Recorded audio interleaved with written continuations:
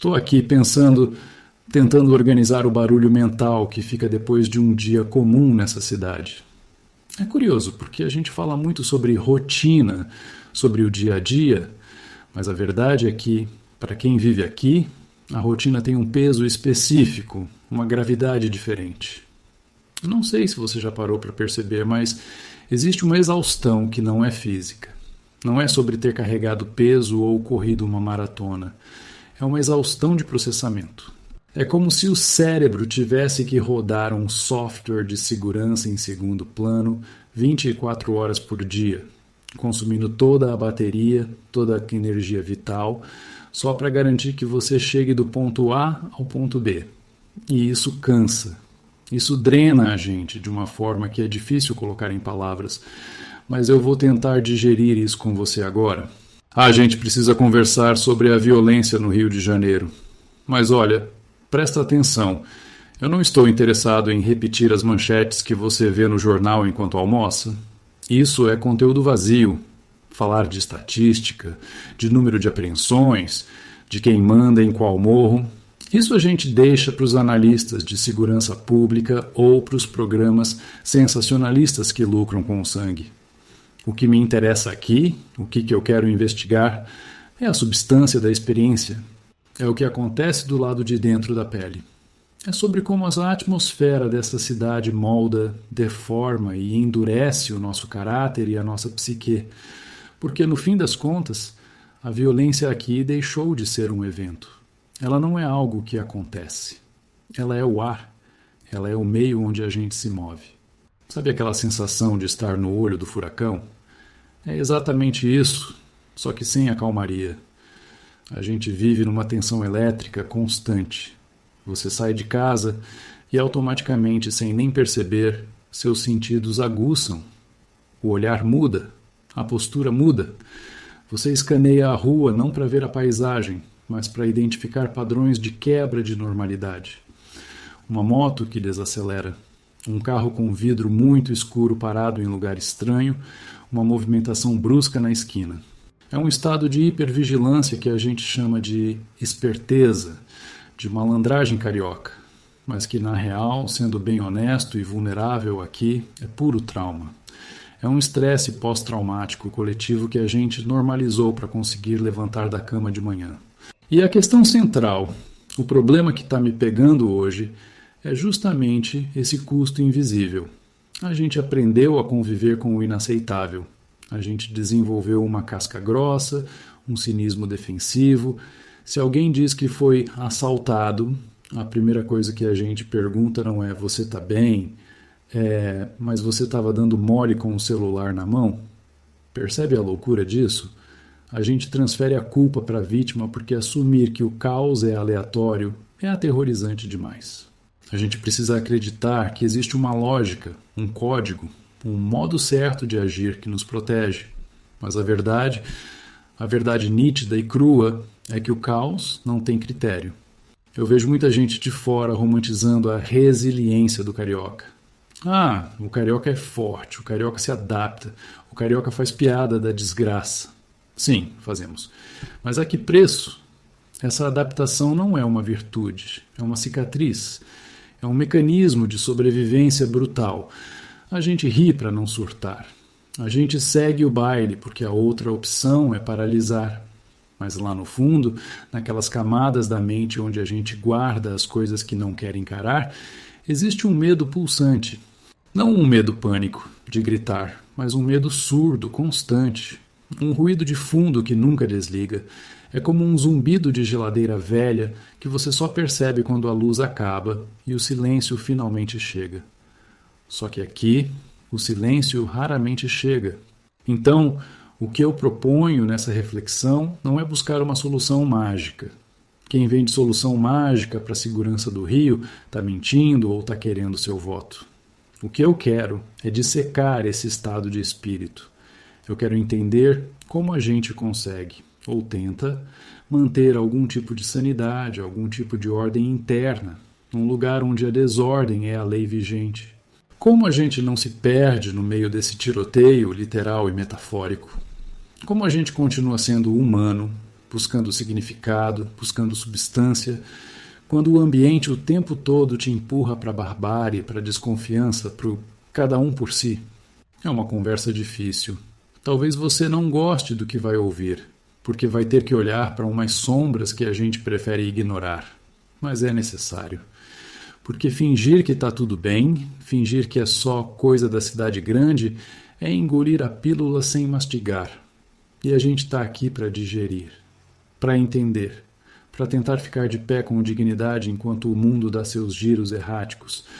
É sobre isso, sobre a arquitetura do medo e a nossa teimosia em continuar habitando nela. Vamos nessa? Vou te contar uma coisa que talvez soe patética, mas é a minha verdade. Eu tenho um ritual. Antes de colocar o pé na rua, antes de decidir se vou encontrar um amigo ou se vou só no mercado, eu pego o celular. Não é para ver o Instagram, não é para ver a previsão do tempo. Ou melhor, é um tipo de previsão do tempo, só que de chumbo. Eu abro aqueles aplicativos de monitoramento, onde tem tiroteio, fogo cruzado, grupos de aviso do bairro. Eu olho o mapa. Se tem muito pontinho vermelho no meu trajeto, eu simplesmente não vou. Eu desisto. Deixa pra lá, a gente marca outro dia. E o mais louco, eu nem sinto mais raiva na hora. Eu sinto alívio. Alívio por ter uma desculpa racional para ficar na minha toca, seguro. Isso é triste, cara. Isso é de uma tristeza profunda se você parar para digerir. Eu me tornei um estrategista de guerrilha só para ir comer uma pizza. Lembro de uma vez, voltando para casa tarde da noite, a rua deserta. Sabe aquele silêncio do rio que não é paz, é aviso? Aquele silêncio que grita, tem algo errado? Eu parei num sinal vermelho. Eram 3 da manhã. A lei diz que eu devo parar. O instinto de sobrevivência diz, se você ficar parado aqui por 10 segundos, você é um alvo estático. E ali, naquele microsegundo, trava uma batalha moral e lógica na sua cabeça. Você olha para os lados, o coração dispara um pouco, você fura o sinal. Você comete uma infração de trânsito como medida de segurança. O sistema é tão quebrado que desobedecer à regra é a única regra sensata. E quando você chega em casa, você não pensa, nossa, que perigo! Você pensa, cheguei, só isso. Ufa! Mais um dia que a estatística não me pegou. Não sou herói, longe disso. Tenho meus momentos de pânico interno. Já me vi suando frio em engarrafamento perto de área de risco, vendo o motoqueiro passar no corredor e travando a mandíbula, pensando, é agora. E na maioria das vezes não é nada. É só um cara trabalhando, voltando para casa dele, tão ferrado quanto eu. Mas a violência do rio roubou da gente o benefício da dúvida. Ela matou a nossa inocência. Eu olho para o meu semelhante e a primeira leitura que meu cérebro faz é ameaça potencial. Isso corrói a alma, entende? Isso tira a substância da convivência humana. A gente vive na defensiva. E tem uma outra camada nisso, que é a vergonha. Eu me pego sentindo vergonha de convidar amigos de fora para vir para cá. Como é que eu explico para um cara de São Paulo, ou do Sul, ou de fora do país, que se ele errar uma entrada no GPS, ele pode tomar um tiro de fuzil? Como que traduz isso? Olha, não confia no Waze 100%, tá? Se o Waze mandar entrar aqui, você ignora, porque ali é área de milícia, ali é comando, tal. Eu viro um guia turístico do terror. E no fundo, eu sinto uma culpa estranha, como se eu fosse cúmplice dessa barbárie só por continuar morando aqui. Como se, ao não ir embora, eu estivesse validando esse absurdo. Mas a questão é que a vida acontece aqui. Meus afetos estão aqui. Minha história está aqui. E aí fica esse cabo de guerra mental. O amor pelo lugar e o pavor do lugar. A gente desenvolve uma relação tóxica com a cidade. É como um relacionamento abusivo, onde você sabe que vai apanhar. Mas acha que hoje vai ser diferente, porque o dia está bonito. Só que não está bonito coisa nenhuma. A beleza geográfica é um cenário de papelão pintado na frente de um abatedouro. E eu, você, nós, a gente está ali no meio, tentando dançar sem pisar no sangue. A parte mais difícil para mim não é nem o medo da morte em si. É o cansaço da vigilância. É a perda da espontaneidade. Eu não posso simplesmente dar uma volta. Tudo é logística. Tudo é calculado. Que horas eu volto? Por onde eu passo? A linha amarela está fechada. A Brasil está parada. A minha liberdade de ir e vir virou uma liberdade condicional, sujeita à aprovação do crime organizado ou da operação policial do dia. Eu sou refém. Nós somos reféns que pagam o resgate parcelado em impostos e boletos de condomínio, achando que as grades da janela protegem alguma coisa. E sabe o que sobra? Sobra a gente se fechar. A gente cria bolhas, condomínios fechados, carros blindados para quem pode, rotas seguras, shoppings. A gente tenta criar micromundos assépticos onde a violência não entra, mas ela entra.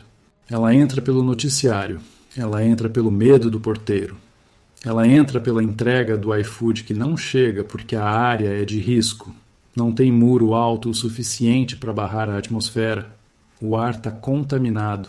E respirar esse ar todo dia, meus amigos, intoxica, me deixa cínico, me deixa duro. E eu luto contra essa dureza todo dia, tentando não virar uma pedra, tentando manter alguma sensibilidade, mas, olha, não é fácil, a armadura pesa. Vamos tentar estruturar isso, porque sentir é uma coisa, entender o mecanismo por trás do sentimento é outra. E é aqui que a gente ganha substância. O que a gente vive no Rio não é apenas medo. Medo é uma reação aguda a um perigo imediato. Tem um cachorro correndo atrás de você, você corre. Passou o cachorro, passou o medo, o corpo relaxa. O que acontece aqui é diferente. A psicologia e a neurociência chamam isso de carga alostática. Basicamente, é o desgaste acumulado no corpo e na mente quando você é forçado a se adaptar repetidamente a estressores crônicos. O sistema de alerta do cérebro, a amígdala, que deveria disparar só em emergências, fica travada no botão ligado. É como um motor trabalhando no vermelho o tempo todo. Você não está correndo do cachorro, mas você sabe que o cachorro pode estar em qualquer esquina, a qualquer hora. Então, o seu corpo continua despejando cortisol na corrente sanguínea, mesmo quando você está sentado no sofá vendo TV. Você está descansando, mas biologicamente você está em guerra. Existe um conceito na filosofia política, trabalhado por um cara chamado George Agamben, que é o estado de exceção. É quando a lei é suspensa por uma emergência e o poder opera na base da força bruta. A teoria diz que isso deveria ser temporário, uma crise, uma guerra, uma catástrofe. Mas no Rio, o estado de exceção virou a regra. A emergência é permanente, a exceção virou o cotidiano. E quando o absurdo vira rotina, a mente humana tem que fazer uma escolha drástica para não colapsar: a dessensibilização. Pensa comigo, se a gente fosse sentir a dor real, a empatia total, por cada tragédia que acontece num raio de 10 quilômetros da nossa casa, a gente não levantava da cama. Seria insuportável. Então, o que a gente faz? A gente desliga os disjuntores da empatia. A gente cria um calo, a gente ouve um tiro e continua comendo. A gente vê um corpo no chão coberto por jornal e desvia o olhar como se fosse um buraco na calçada. Isso não é frieza por maldade, é eficiência de sobrevivência. Mas o custo disso é altíssimo. A gente perde a capacidade de se chocar. E quando a gente perde a capacidade de se chocar com a morte, a gente perde um pedaço gigante da nossa humanidade. A gente vira funcional, mas oco por dentro. Muitos chamam isso de resiliência. Eu tenho uma preguiça enorme dessa palavra usada nesse contexto. Resiliência é a capacidade de um material voltar ao estado original depois de sofrer pressão. O carioca não volta ao estado original. A gente volta deformado. A gente volta mais duro, mais desconfiado, mais paranoico. Isso não é resiliência, isso é adaptação mal adaptativa. É como um animal que aprende a comer lixo porque a floresta foi queimada. Ele sobrevive? Sim, mas aquela não é a vida que a biologia dele projetou. Tem uma analogia que eu gosto, ou melhor, que ilustra bem a tragédia. Imagina um prédio A estrutura dele foi feita para aguentar o peso dos andares e o vento. Mas aí você começa a colocar uma vibração constante nas fundações. Uma vibração que nunca para. No começo, o prédio aguenta. Mas com o tempo, surgem microfissuras, invisíveis a olho nu. É a fadiga do material. Por fora, o prédio está de pé, imponente, bonito na foto. Por dentro, o concreto está esfarelando. Nós somos esses prédios. A gente anda, trabalha, faz festa, vai à praia. Mas a estrutura psíquica está cheia de microfissuras causadas por essa vibração constante da violência. E aí, de repente, alguém explode no trânsito por uma bobagem. Alguém tem um burnout. Alguém entra em depressão profunda do nada. Não é do nada. É a fadiga do material. É o preço de viver tentando ser racional num ambiente completamente irracional. A gente tenta aplicar lógica onde não tem. A gente tenta criar mapas de segurança num território movediço. E essa dissonância cognitiva, tentar achar ordem no caos, gasta a nossa energia mental. No fim do dia, a gente não está cansado só do trabalho. A gente está cansado de segurar as paredes da nossa própria sanidade para elas não desabarem. É um esforço hercúleo, invisível e não remunerado. E o pior, a gente acha que isso é normal. Ah, o Rio é assim mesmo. Não, não é assim mesmo. É uma distorção completa do contrato social. E entender isso é o primeiro passo para não enlouquecer completamente. Agora, se a gente der um passo para trás e olhar o quadro todo, a coisa fica ainda mais feia. Porque a violência no Rio não é só um fato, ela é um produto, ela é uma indústria, e nós somos os consumidores viciados. Liga a ver na hora do almoço, o que você vê? Programas policiais com trilha sonora de suspense, apresentadores gritando, helicópteros filmando perseguições ao vivo. A gente transformou a tragédia humana em entretenimento de massa. A morte de alguém virou conteúdo para preencher grade horária. E a gente assiste. A gente assiste enquanto mastiga o feijão com arroz. A violência foi tão banalizada que ela virou ruído de fundo, virou mobília da sala. Isso é doentio. A gente está monetizando o pânico. Existe uma hipocrisia gigantesca na forma como a sociedade lida com isso. A gente criou uma narrativa de nós x eles. Quem está no asfalto acha que o problema é contido, que é só não subir o morro. Quem está na favela sabe que o Estado só sobe para atirar, nunca para construir. E no meio desse fogo cruzado ideológico, o debate público vira uma gritaria estéril. É um monte de gente falando, mas ninguém está digerindo nada.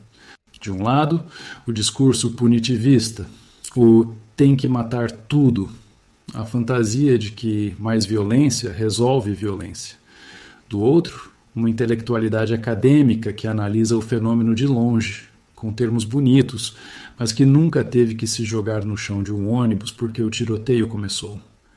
Ambos os lados estão perdidos em conteúdo vazio. São narrativas que servem para ganhar eleição ou like em rede social, mas que não mudam 1 milímetro a realidade de quem tem que pegar o trem na central do Brasil às 5 da manhã. E tem uma camada ainda mais perversa, a desigualdade da segurança. A segurança no Rio virou artigo de luxo. Quem tem dinheiro compra blindagem, compra segurança privada, mora em ruas fechadas.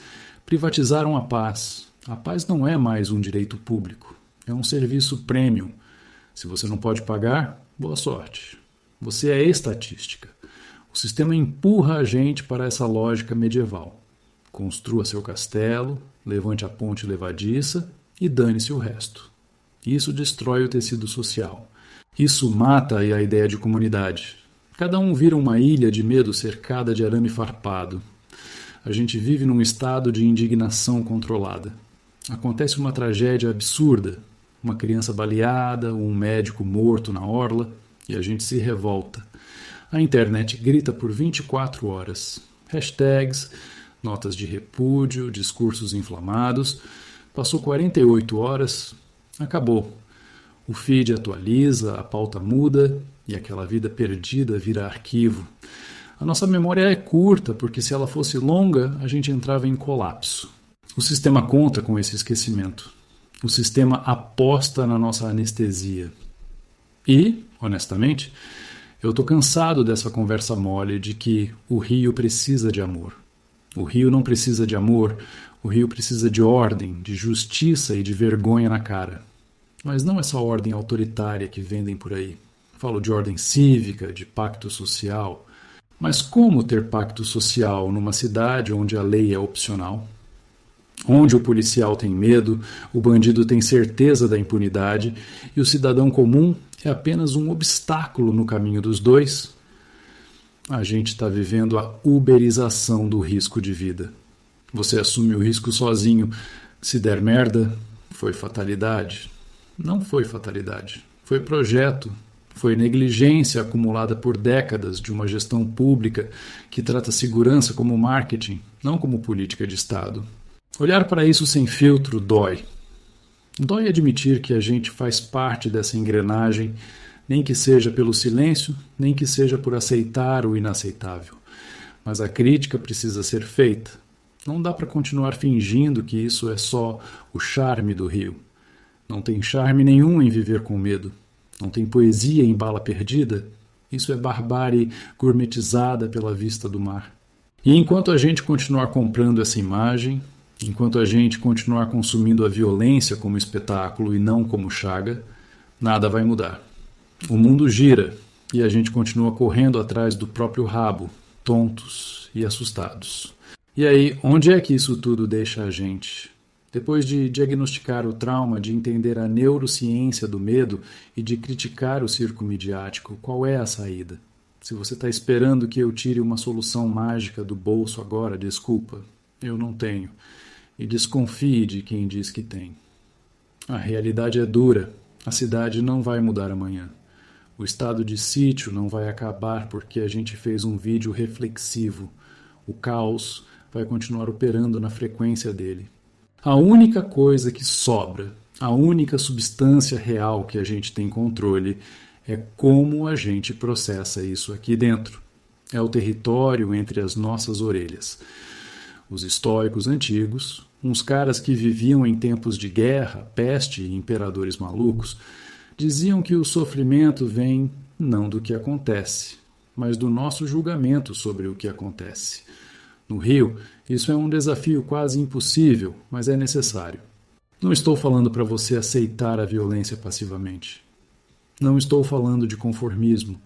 Estou falando de sobriedade. A gente precisa parar de brigar com a realidade tal como ela é. O Rio é um lugar hostil. Ponto. Aceitar isso não significa gostar disso. Significa parar de se surpreender, parar de gastar energia emocional com a indignação estéril toda vez que o óbvio acontece. Quando você aceita a natureza do lugar, você para de viver na ilusão e começa a viver na estratégia. O segredo, se é que existe um, é não deixar o medo colonizar a sua mente por completo. O medo é útil como informação. Não vá ali, fique atento, mas ele é destrutivo como estilo de vida. Se você deixar o medo sentar no trono da sua consciência, você morre antes do tiro te acertar. Você vira um zumbi paranoico, trancado em casa, odiando o mundo, e aí a violência venceu. Ela te tirou a vida sem nem encostar um dedo em você. A minha busca pessoal tem sido essa. Como manter a guarda alta e o coração macio? Como não virar um bicho acuado? É um exercício diário de limpar a mente. É sair na rua sabendo que o perigo existe, mas recusando a deixar que ele dite cada respiração minha.